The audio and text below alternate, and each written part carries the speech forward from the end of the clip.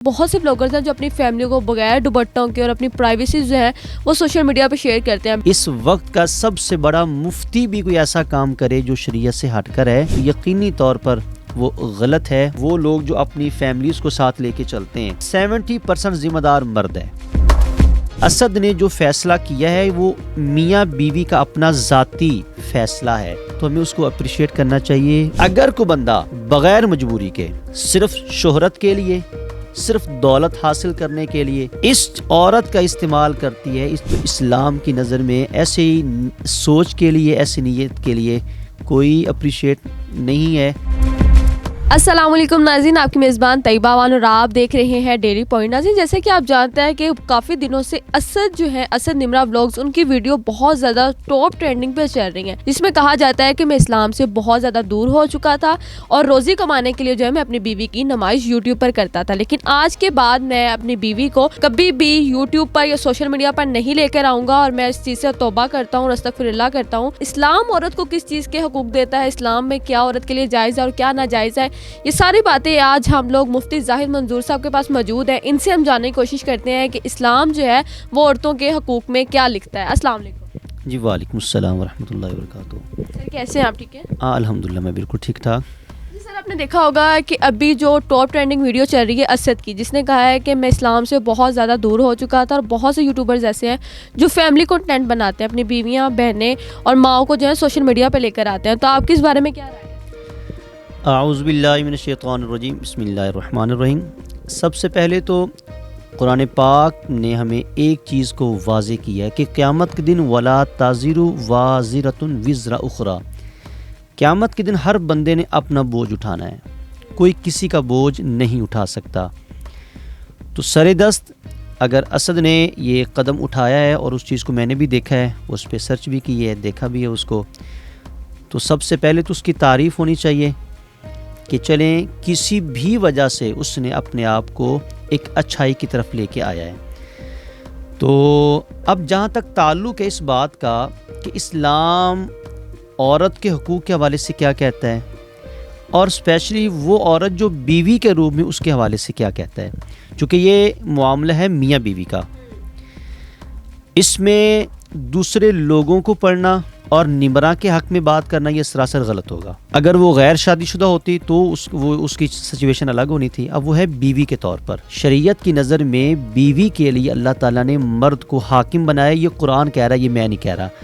5واں پارہ اللہ تعالیٰ ارشاد فرماتا الرجال قوامون علی النساء، مرد عورتوں پر حاکم ہے، ان کو فضیلت ہے۔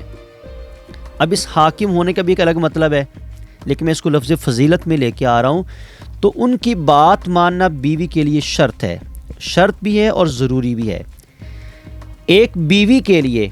اپنے شوہر کی کس حد تک اطاعت ہونی چاہیے، آپ صلی اللہ علیہ وسلم کا بڑا مشہور قول ہے،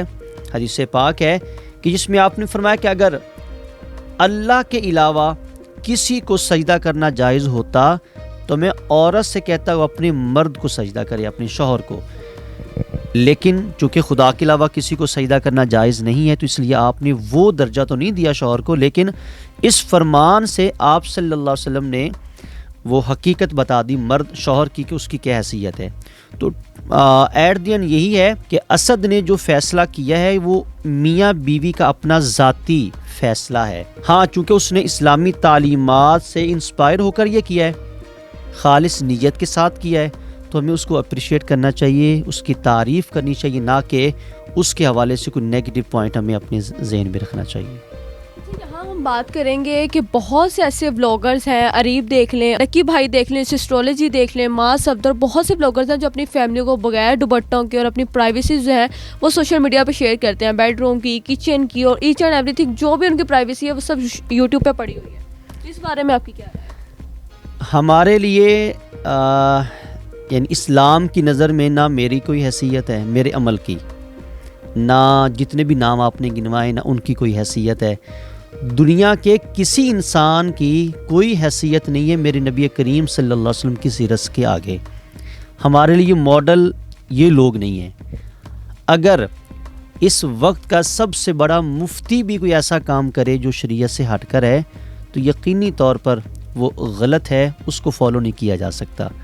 تو بجائے اس کے کہ ہم ان دنیا دار لوگوں کو ان کو ماڈل بنانے کا سوچیں یا ان پہ سوچیں،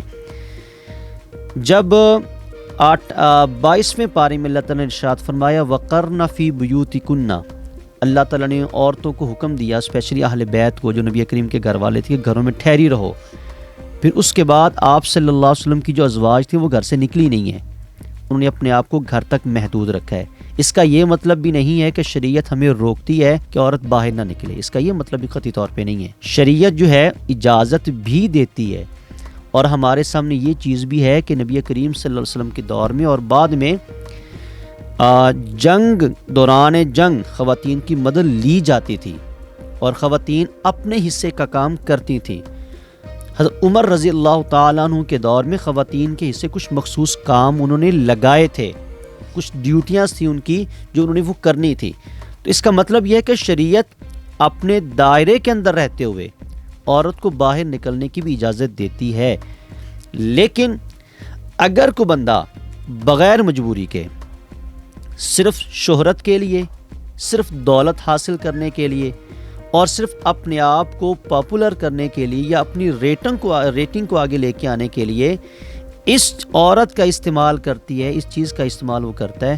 تو اسلام کی نظر میں ایسی سوچ کے لیے، ایسی نیت کے لیے کوئی اپریشیٹ نہیں ہے، وہ یقیناً اسلام کی نظر میں وہ بری چیز ہے، چاہے وہ دنیا کا کوئی بھی انسان ہو۔ اور وہ لوگ جو اپنی فیملیز کو ساتھ لے کے چلتے ہیں، وہاں پر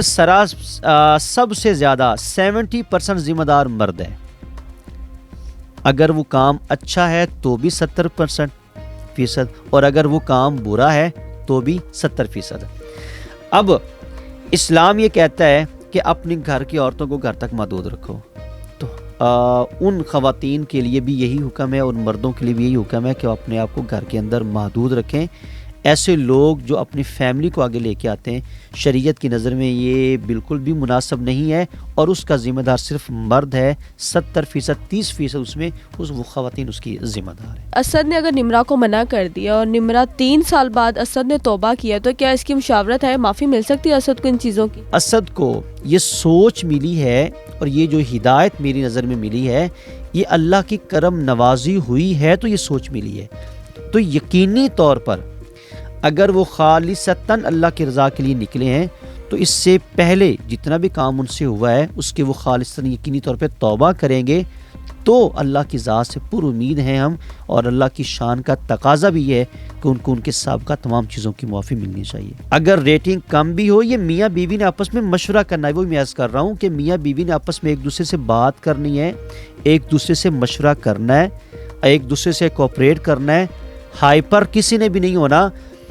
آزمائش آنی ہے، اس آزمائش میں دونوں نے ثابت قدم رہنا ہے، اور اس آزمائش کے بعد پھر اللہ تعالیٰ نے اس کو کامیابی عطا کرنی ہے، جس کامیابی کے شاید وہ سوچ بھی نہ سکتے ہوں۔ تو لہٰذا اگر ریٹنگ کم بھی ہو، لوگ باتیں بھی کریں، تو اسلام بھی یہی ہے اور اللہ کی منشا بھی یہی ہے کہ اسد کو اب اس چیز سے واپس نہیں ہٹنا چاہیے، اس کو اپنے اس ارادے پر مضبوط رہنا چاہیے۔ بہت بہت شکریہ کہ آپ نے ہمیں وقت دیا اور ہمارے ویورز کو آگاہی کی۔ ویورز، ابھی اسد اور نمرہ کا کیس جو ٹاپ ٹرینڈنگ پہ تھا، ان کو کس طرح بہتر کیا جا سکتا ہے، ان دونوں میں اختلافات نہ ہو، کس کو انڈرسٹینڈ کرنا پڑے تاکہ دونوں میاں بیوی خوشحال زندگی گزار سکیں، یہ ساری باتیں ہمارے آج کے پروگرام کا حصہ تھی۔ اگر آپ کو میری ویڈیو کیسی لگی کمنٹ سیکشن میں ضرور بتائیے گا۔ اسی کے ساتھ اپنی میزبان طیبہ وان کو دیں اجازت۔ اللہ حافظ۔